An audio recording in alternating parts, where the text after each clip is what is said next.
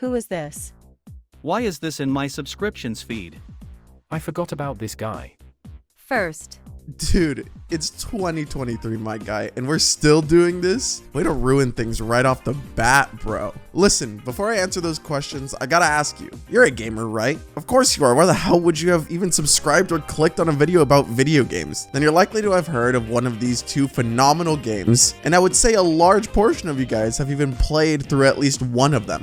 Now, you may be like me, waiting for their highly anticipated sequels, Silksong and Hades 2 respectively. We have a bit of time before those games come out, so why not play another game to satiate that hunger? You may not have heard of them simply because of how much hype Tears of the Kingdom drew in during the month of May, as both of these games were released during the same time. One is a Metroidvania similar to that of Hollow Knight, or you know, Metroid or Castlevania. It's where the G-dang name came from. You don't need me to spell things out for you. And the other is an action RPG with roguelike segments and similar combat to that of Hades. Now, if you're interested in Hades or Hollow Knight, then you might have heard of or even been interested in a small indie game called League of Legends.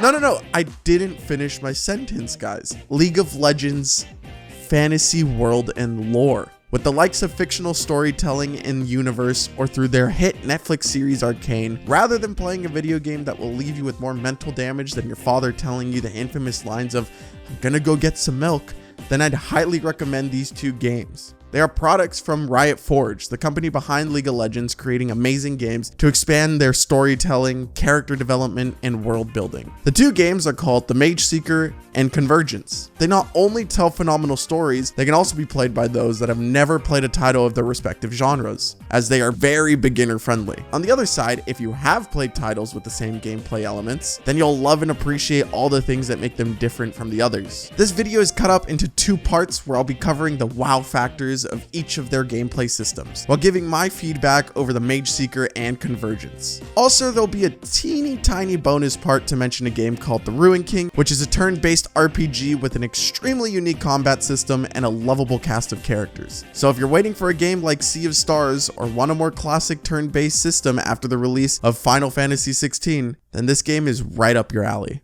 My hope is that you enjoyed the video, the games, and topics covered to the point that you are heavily interested in the world behind League of Legends and decide to take a dip into exploring it, as I've been very passionate about that aspect of the game for a decade now. So much so that I'll be doing a giveaway for one copy of the Mageseeker and one copy of Convergence. Stick around to the end of the video to see how you can enter for a chance to win one of them. Lastly, a personal thank you to Riot Forge for sending me review copies of the Mageseeker and Convergence respectively, as it's an absolute dream come true to be given this opportunity. Alright, with that being said, first stop is Tomasio, where the Mageseeker takes place. To set the stage really quickly, and if you want the long bedtime story, then let me tell you about a channel that can satiate that need. Go to Necrit's channel for anything deeply lore related that you might be interested in regarding any of these games, or even League of Legends as a whole, but I will gladly provide the extremely TLDR context for the games. The Mageseeker takes place within the world of Runeterra, where mages are seen to be dangerous and must be imprisoned to prevent such destruction, like what happened several years ago. As a result, the mages that live nearby or within Tomasio conceal their magic from the public in order to, well, prevent being thrown into prison. That's where the Mageseekers come in. The Mageseekers are mages that are hired by the government to, well, seek out mages to throw in prison, as I just said, as they are able to see and feel magic from others. One of these Mageseekers was a young boy named Silas, who had the power to absorb and use other mages' magic. During one of his missions with his team, he found a child that was a mage. Silas couldn't bring himself to rat out this kid, as he took pity for her, as they're just a kid who's done nothing wrong, yet be born a certain way that deemed them as dangerous by the elites in the country.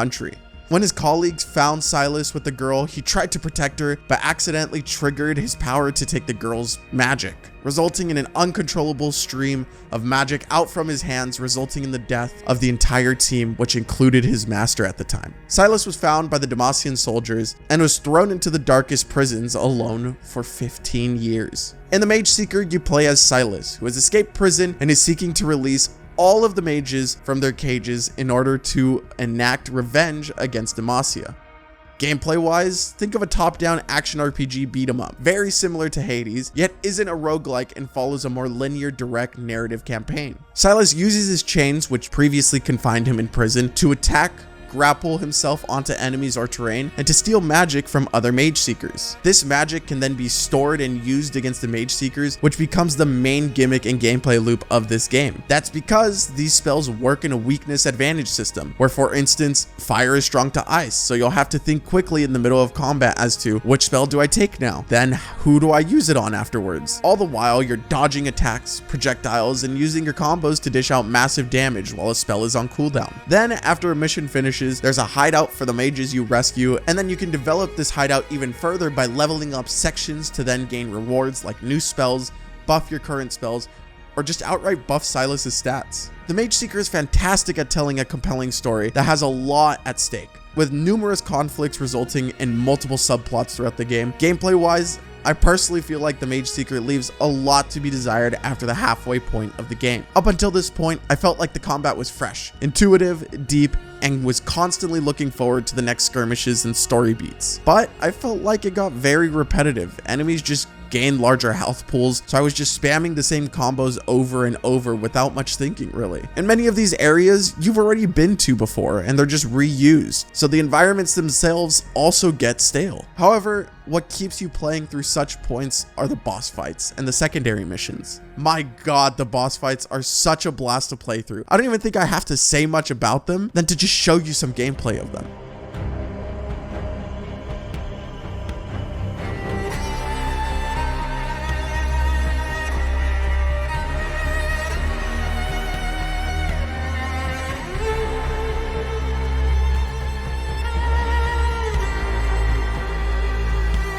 Truly, they can get pretty difficult to learn their attack patterns and learn when to go in and out of the fray.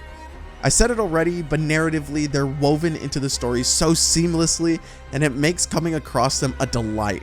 Especially if you've played League of Legends, these are current characters that you've seen and played against already. They play almost the exact same way as in the base game, but here they're more powerful than ever before. Lastly, the secondary missions are fantastic as they resolve my previous complaint that the gameplay gets stale. It actually makes the game a roguelike, similar to Hades. After every combat, you'll come across spells that will change how you approach each fight based on the build you currently have. It keeps the combat fresh and poses the questions to the player at every corner. Do I keep this spell or do I trade it for a different build? Now that I have these spells, how am I going to approach a fight? All the while, you can get so strong you won't even need to question anything and just run in and tear everything apart. I only wish the Mageseeker embraced the roguelike elements into the main story of the game, as it completely fixes my only complaint of the game. I can see why they opted out as a means of making it more beginner friendly, more of its own identity than to be compared to Hades, and to incorporate the mechanics of leveling up within the hideout. It's just, they had it in the game. They had it in the optional side quests. It was right there. Oh, also, I'm not aware if there has been any updates to the game as of recently, but when I played it back on launch on the Switch, I ran into so many crashes, definitely more than 10, and it just sucked to boot up the game, unable to skip the cutscenes I had already seen, and then to get back to the last place of my save. And as a result, I would heavily recommend getting the Mageseeker on PC and most definitely not the Switch. If the story caught your attention and you still don't think this game is for you, I would highly recommend reading the free comic books online for Lux and Katarina to learn more about what happened before the events of the Mageseeker. Then, if you're interested in what happens next, put the game either on easy mode and play for the story elements, or if both the story and gameplay caught your attention, seriously pick up this game and play it. Especially waiting for Hades 2, the secondary missions will satiate that hunger for an action roguelike, treat you to fresh gameplay ideas, and you'll have a blast with the creative and engaging boss fights. Now, my personal favorite of the two games is easily Convergence. Oh, what a bite-sized adventure that I wish was longer. But have you watched Arcane? You know, the hit Netflix show?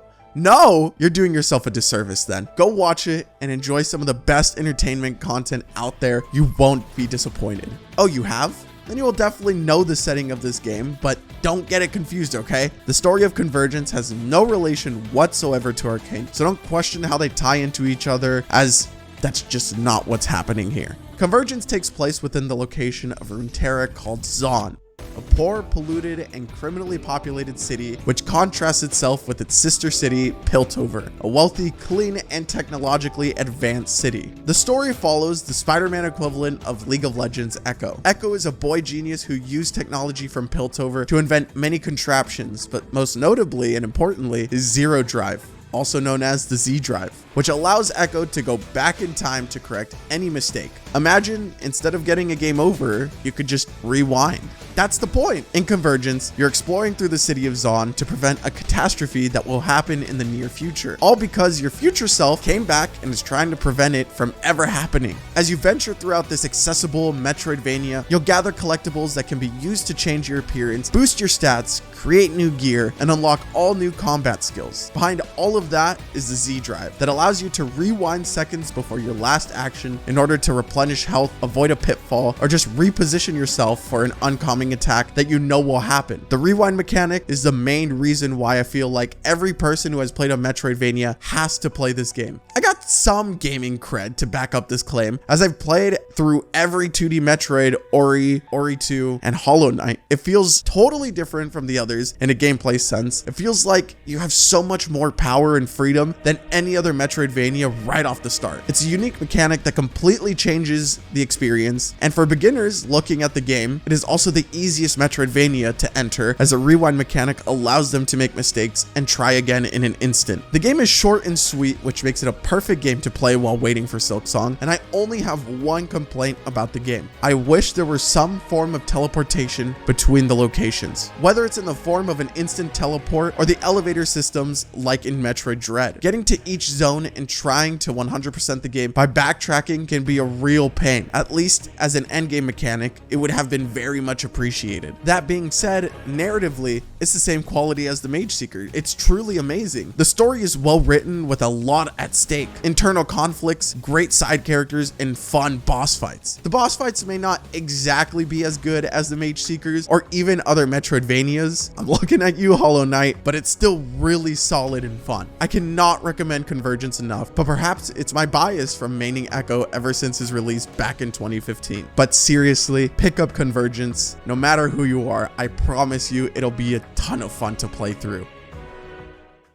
As I previously said, I just wanted to mention the turn-based RPG game very briefly, as I finished it last year and all I can say is wow. If I had to rank the games based on my enjoyment and engagement, this would definitely be the best piece of work from Riot Forge yet. The Ruin King tells a story way too complex for me to get into, just for a brief cameo in this video. So I'd recommend watching some League of Legends cinematics or a Necrit video covering the Ruination if you're interested in learning about the events that almost led to the collapse of the world in League of Legends, Runeterra. And if you're interested in the prequel to all of this, I highly recommend reading the Ruination book that Riot published. I barely finished reading it this past month, and all I can say is it definitely deserves their nomination for a Scribe Award. It's just so engaging and fantastic to read. Now that I've finished gushing about the Ruination, the Ruin King excels in its world building, the characters of your party and how they develop over the course of the game, and the unique spin on a turn-based RPG. In a gameplay sense, there are 3 lanes: a fast lane, the standard lane, and a slow lane. Depending on where you position your attacks, your attack may act faster, but deal less damage. Standard is just, well, standard, and a slow lane will delay your action, but it will deal more damage. All the while, you're controlling your party members and having to read how your enemies are going to attack. It's even more engaging when you have characters that can silence, push your actions forwards or backwards, which leads to complex, intuitive gameplay I've never played before in a turn-based RPG. It's a must-try for any RPG fan, and I highly recommend this game, even if I'm just briefly mentioning it. With the love and passion I have for the lore behind League of Legends, I hope that some of you give a look into this fantastic work of literature, whether it's the comics, short stories, biographies of characters, shows, or video games. There's something out there for everyone. They have another Riot Forge game on the horizon that's set to be a 3D platformer coming out later this year, as well as a fighting game under the name of Project L and an MMO. Speaking of games, let's get into the giveaway for this video. I'll have a link below for you guys to use gleam.io in order for you guys to enter for a chance to win a copy of the Mageseeker and Convergence. Thank you once again, Riot Forge, for sending me some review copies. I had a blast playing through them and making this video. All right, with all that being said, I hope you guys have a great rest of your day, And if your day is already over, best of luck to you tomorrow. I know you got this. I'll see you guys next time.